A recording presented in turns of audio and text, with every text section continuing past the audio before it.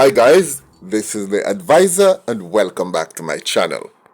Today I have some great news for every law-abiding citizen in Jamaica. In fact, it's great news for anybody who loves this country and want to see this country be crime-free. Guys, one of our greatest heroes, one of the greatest heroes this country has ever seen, and I personally put him up there in the likes of a Paul Bogle or a Sam Sharp.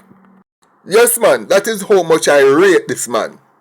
This is a policeman who have gone above and beyond the call of duty to ensure that Jamaica is kept safe from evil people, from bloodthirsty gunmen, and he did, I would say, an excellent job because there was still a lot more to be done, but he has done more for to ensure a safe space for innocent Jamaicans to live and flourish that I have no reservation in giving him the type of accolades and respect that he deserves.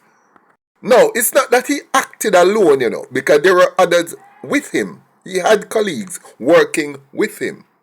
But because he is the one who is suffering the brunt of the repercussions for his good actions, he is the one that I have to highlight today. Oh, but before I go into Chucky Brown's story, let me segue a bit. Over the past few days, 3 or 4 days, I have been asked by several of my viewers and subscribers who wanted to know why I have not commented on Naya Gang's killing or the killing of a more recent TikToker. But let me say it and let me clear this up. I am not like other bloggers. And stories like that I don't think I need to carry. As a matter of fact, every little blogger and his dog already carry that story. And of course, most of them just are making shite up and saying it. Because people just like to hear about those things from the gutter. Well, I will just say this now, and I will not elaborate, and I don't think I'll ever have anything further to say on this, or unless there is something more of intellectual value that I can add to teach my viewers and subscribers. What is going on in TikTok right now with all those people, the followers, and especially those, what I call them, presenters, TikTokers? I think it is a case of natural selection. As a person who believes in evolution, I believe that natural selection is something that had always worked in biology or science. Those people who are doing those things and killing each other is just a manifestation of natural selection at work.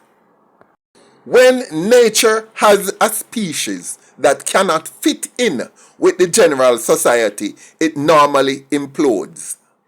And those TikTokers just don't fit into any aspect of a civilized society, and they are now nyamming each other. And as far as I'm concerned, this may sound callous, but as far as I'm concerned, the sooner they nyam each other and delete each other, the society will be a better place. Because right now it is hard for me to imagine that those things are going to become adults, full-grown adults with full-grown children, and passing on that virus of that personality and those behavior to our next generation. Then what we're going to become in 30, 40 years' time? We would have a scorched earth. So the sooner they can cancel each other out, for me, all the better. When these individuals on TikTok can call themselves Naya Gang, why would somebody call themselves a gang? Explain that to me, somebody. When somebody can call themselves Bosshead. Bosshead? Boy, I'm just a face palm right now. Face palm. People who identify themselves with the lowest of the lowest of the lowest strata of humanity. In their thoughts, in their actions, in their looks, in their countenance, in their spirit, in their soul, in their words, they have become, amongst humanity, the weakest link. And in nature, when you're the weakest link, you get deselected. And these weakest links are being cancelled. And the good thing is that these weakest links are cancelling out each other. And there will be more space for a higher category of humans.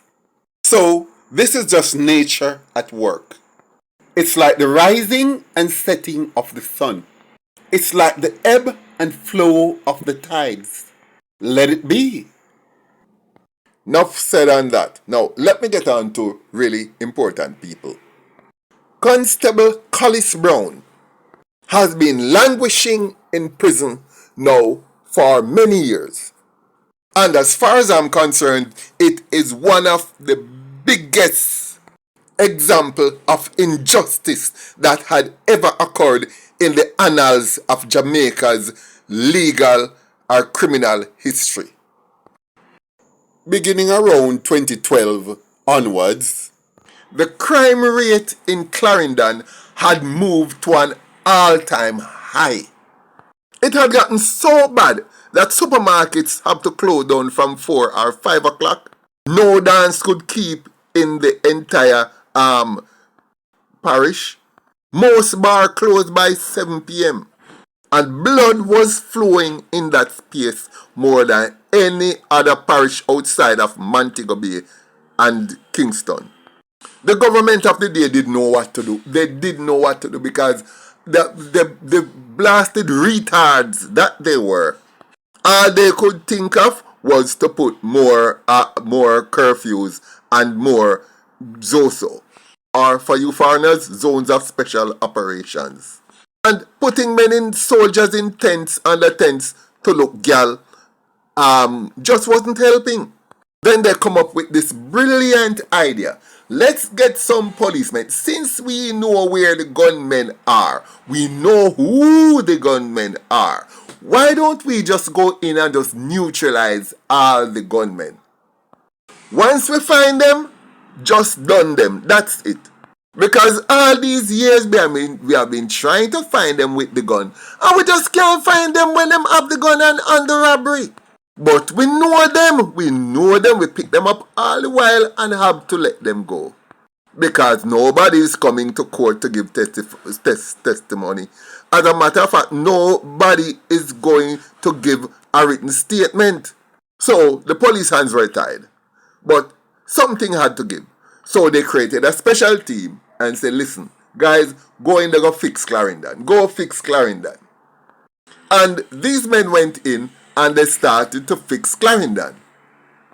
Over the space of the first 6 months, bars could reopen, supermarkets could reopen, and the people of Clarendon again began to feel safe. For you who have been on my channel for a number of years, you might know that I've always said to knock on their door and go in on them at 2 a.m. This squad of police who were given the yeoman task, they did go and knock them up at 2 a.m. or 3 a.m. and 4 a.m. But not only that, they paid them visit in broad daylight, in their homes, in their beds, on their verandas, in their backyards, on the street.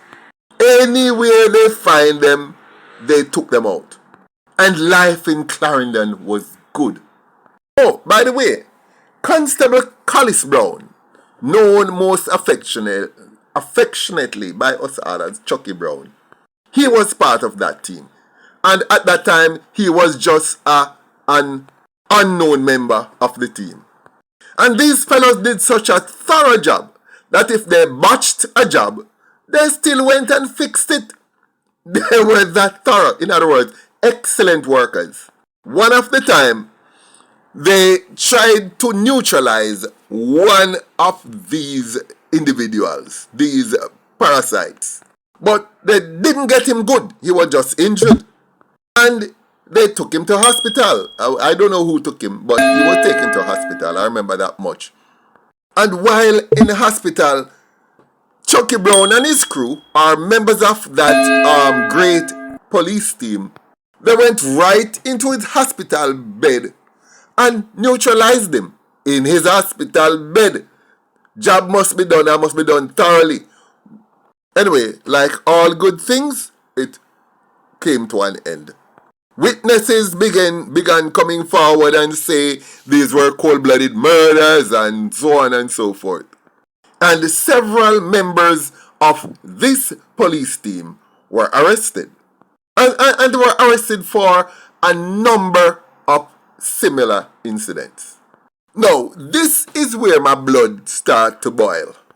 You see, when those men were arrested, those policemen were arrested and charged with extrajudicial killings, the hierarchy of the police force just cut them loose. The person who sent them, who organized them, put them together, instructed them to do the decent work that they did, were the ones who, once they got arrested, don't get me wrong, these khaki clothes men, these superintendents and so on, had no real, they were not instrumental in them being arrested, but upon them being arrested, they cut them loose. They had to find their own lawyers. As a matter of fact, even the very police federation failed them. These policemen were now not getting a police salary and had to be relying on public to help to fund their lawyer fees and all of that. Now, they were all remanded in custody. They felt alone, they felt desolate, and of course they felt used. Eventually, all of Chucky Brown's colleagues walked free. The ones, I think there was about 5 or 6 others. And Chucky Brown alone was left there. No bail, no nothing. And the man was desolate and isolated. So what he did, or what Indicom did, I've done a lot of things on Indicom. Indicom wanted to make a name of Chucky Brown. As a matter of fact, Indicom was irrelevant to all decent citizens in Jamaica, have always been, and to this day still is. But of course, they wanted to appear relevant, so what they do? They jumped on this celebrity case. Came to Chucky Brown and said, listen man, hear what you do. Confess to us, and confess and tell us all of the top ranking men, all the men who cut you loose and no business with you. Give us their names and everything. Tell us what role they play in the whole incident and so on, so on, so forth. So, Chucky Brown, and their advice to him was, listen, what you do, we will then take you out of it, and once you implicate them, you will go free. Because once you give statements against them, then you are okay. You will be free to go home. And your charges will be dropped. Something to that effect. And of course, Chucky Brown took up the offer. He implicated himself, telling them all what he did, and he mentioned all what the other big high-ranking officers did. But guess what Indicom did? After he made the statements, they used those statements in court against Chucky Brown and took it to court and used it as a confession against him and sending him into he got sentenced. I don't remember what the sentence was, but it was 51 years before parole. So you must know how large the sentence was. That 51 years before parole, that's a death sentence really, because he'll never live 51 years inside that place. And he got this sentence in 2019. So imagine, after the man went to Clarendon and cleaned it up, not quite clean it up, but did a very substantial job and performed such a yeoman service, here he was given this lengthy sentence. Well, a little bird pinched me and told me that in March of 2025, so that's called 3 months time. I've heard even April floating in the air, but my most reliable source says March. Chucky Brown's case will be heard in the appeal court. And based on what I am hearing, everything seems to indicate that Chucky Brown will walk free. Because there were so many things wrong with the case and with the evidence they used to convict him. And here are a few. The fact that the confession was given under duress, the fact that it was coerced, that there was no supporting evidence, tangible evidence, no forensics basically, apart from the fact that there were two witnesses who came forward at the trial and pointed him out as the person who carried out the two particular acts in which two cockroaches had died.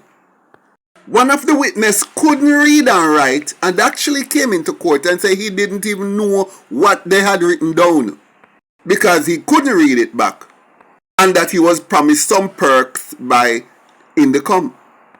And one of the witnesses actually said that it was what he heard, not what he saw. And at the time when they were taking the statements from Chucky Brown's lawyer was not there because they told him, don't bring your lawyer, because this is a little sweet little deal we're doing by ourselves. So it was a very cloak and dagger approach. And one of the main things with the prosecution is that they had said clearly that there was a police death squad who was carrying out extrajudicial killing. But to this day, they have not proven that there was actually a death squad, because they didn't have, they would have to include an organizational structure, certain orders or corroboration among officers, and there were nothing like that.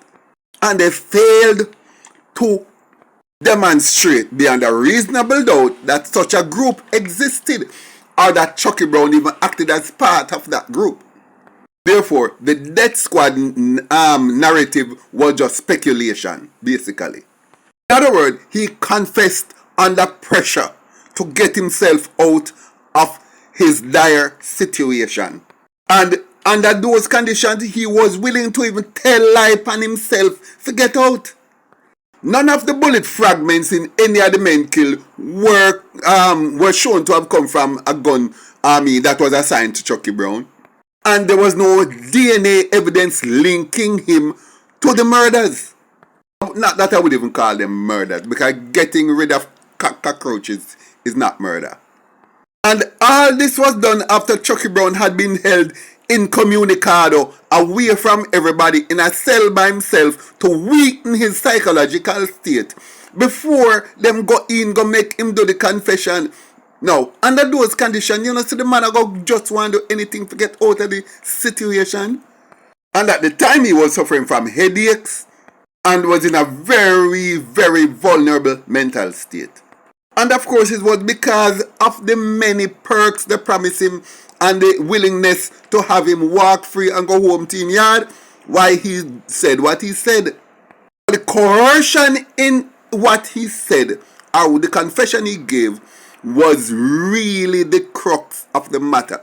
In other words, it was a confession, but it wasn't a confession. This would have been the ultimate manipulative state you can put a person in before you ask them to confess to a crime. This is when they'll be most likely to confess to anything just to get out of this current situation that they were in. And in other words, Chucky Brown was just a scapegoat for the system, one, and two, he was the classic example that Indicom wanted to use to justify its own existence. Now, these are what the lawyers representing Chucky Brown will be using when they go back into the court to be used in the appeal hearing. Now, based on all of these, it is highly likely that Chucky Brown is going to walk in 3 or 4 months' time. Chucky Brown, it would be an absolute pleasure to see you back on the streets. And when you come out, me, I go use my music system and play one session for you. Your welcome home session free of charge. Don't worry yourself. Raytown style, we say. Retro style. Cool 97 FM style. 60s, 70s, 80s, 90s. Enough respect, Chucky Brown, and good luck. Guys, thanks for listening. Like, share, leave a comment below, and I look forward to seeing you in my next video.